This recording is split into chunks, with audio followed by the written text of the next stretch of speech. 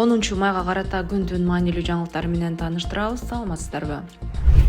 Эл аралык Amnesty International уюму Кемпир-Абад окуясы боюнча айыпталуучулардын бири укук коргоочу Рита Карасартова коюлуп жаткан айыпты алып салууну талап кылган петицияга 405.204 кол топтоду. Колтомголор активистти колдоо үчүн 2023-жылы Каттар марафону глобалдык компаниясынын алкагында топтолду. Уюмдун билдирүүсүндө Карасартова коюлуп жаткан бийликти күч менен басып алууга аракет кылган деген айып ойдон чыгарылганы жана ал 15 жылга эркинен ажыратылышы ыктымалдыгы айтылат. Ританы колдоо үчүн чогулган колдордун саны бул Кыргызстандагы саясий репрессиядан жапа чеккен Ританы жана башка активисттерди, журналисттерди жана укук коргоочуларды дүйнөлүк колдоонун жана тилектештиктин далили, деди эл аралык Мунапыс уюмунун Борбор Азия боюнча изилдөөчүсү Мейси Вайердинг. Чогулган колдор Кыргызстандын бийлигине өткөрүлүп берилди. 2022-жылдын октябрында Кемпир-Абад суу сактагычынын жерин Өзбекстанга берүүгө каршы чыккан 30га чогул активист, саясатчы кармалган. Аларга массалык башаламандык уюштурууга даярдык көргөн деген айып тагылган. Алардын арасында Рита Карасартова да болгон. Ал 6 ай тергөө абагында отуруп, кийин үй камагына чыккан. Баткенде мечиттин курулушуна топтолгон акчаны уурдаган тургун кармалды. Бул тууралуу 10-майда облустук милициядан билдиришти. Маалыматка ылайык, Кадамжай районунун Таштөбө айылындагы Зиябдин Ажы мечитинин курулушуна топтолгон 67.500 сом каражатын темир кутудан белгисиз адамдар уурдап кеткен. Аталган факт каттоого алынып, уурулук беренеси менен кылмыш иши козголгон. Тергөөнүн жүрүшүндө шектүү катары мурда сот жогуна тартылган Лейлек районунун 31 жаштагы тургуну кармалып, уурдалган акчаны мечитке кайтарып берген. Учурда шектүү убактылуу кармоочу жайда тергөө иштери улантып жатат.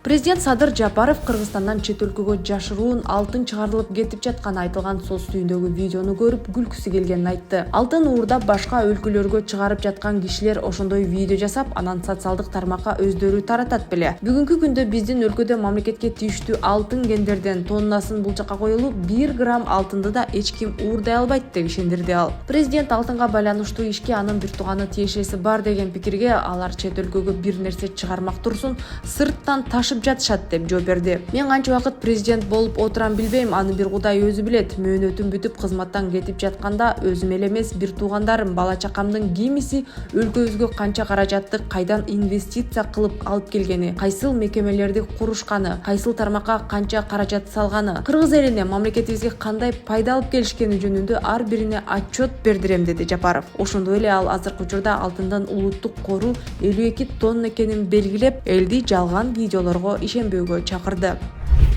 Өлкөдө 5000 сомдук жаңы банкнот жүгүртүүгө чыгарылды. Улуттук банк 10-майдан тарта жүгүртүүгө чыгарылган 5000 сомдук жаңы банкнот 3 деңгээлдүү коргоо элементин камтый турганын билдирди. Жаңы банкноттун алдыңкы бетинде мурдагы үлгүдөгүдөй эле актер жана сүрөтчү Сүймөнкул Чокморовдун портрети, артында Ала Тоо кинотеатрынын имараты чагылдырылган. Банкноттун өлчөмү өзгөртүүсүз калтырылган. Саламаттык сактоо министри Алымкадыр Бейшеналиев өз ыктыяры менен донор болуп берүү жөнүндө мыйзам кабыл алуу зарыл экенин айтты. Бейшеналиев мындай билдирүүнү 10-майда биринчи радиого берген маегинде билдирди. Бейшеналиевдин айтымында ал министр болуп келгенде президенттин тапшырмасы менен жаңы мыйзам иштеп чыккан. Ага ылайык бейтапка генетикалык жактан тууганчылыгы аныкталган киши болсо донор боло алат. Мындай мыйзам мурда жок болчу. Садыр Нуркожоевич бир видео жөнөттү. Анда бир үй бүлө 40 жылдан бери чогуу жашап, келинчеги диализ алып кыйналып жүрүптүр. Күйөөсү бөрөгүн берем деп изилдешсе төпкелүү бар экен. А биздин мыйзам боюнча күйөөсү донор боло албайт. Мага кайрылып, ушул маселени чечип бер дегенде мен чече албасымды айттым. Анткени мыйзам жол бербейт. Эгер эл өкүлдөрү ушул жагын карап беришсе, биз уруксат берет элек, деди министр. Министр өз ыктыяры менен донор болуп берүү жөнүндө мыйзамды кабыл алуу маанилүү экенин белгилеп, бирок ошол эле кезде аны кабыл алууда мыйзамдын терс жактарындагы эске алып, кылдаттык менен атайын механизм иштеп чыгуу керектигин белгиледи. Эгерде мыйзам кабыл алынып калса, коммерцияга айланып кетиши мүмкүн. Органдарды муктаждыгы барларга сата башташы мүмкүн деген маселе бар. Башка өлкөлөрдө бул мыйзам бар. Механизмин ойлоп тапсак, биз да бул законду эртеби кечпи кабыл алышыбыз керек деп билдирди Бейшеналиев. Ошондой эле ал бөөрөк алмаштыруу операциясы акысыз жүргүзүлөөрүн белгиледи. Өз кезегинде май айынын аягында, июнь айынын башында боор жана жилик чучугун алмаштыруу операциялары пландалууда. Операциялар бекер болот. Ага Садыр Жапаров президенттин фондунан каражат бөлмөкчү.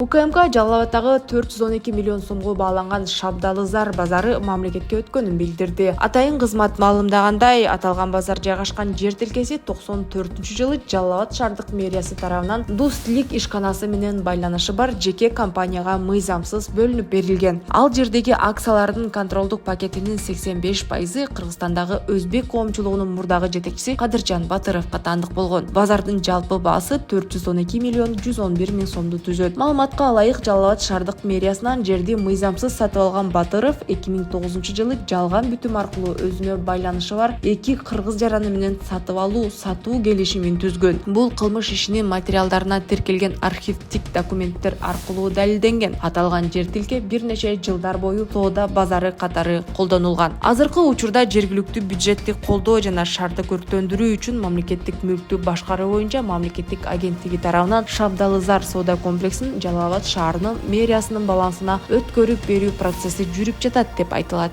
билдирүүдө.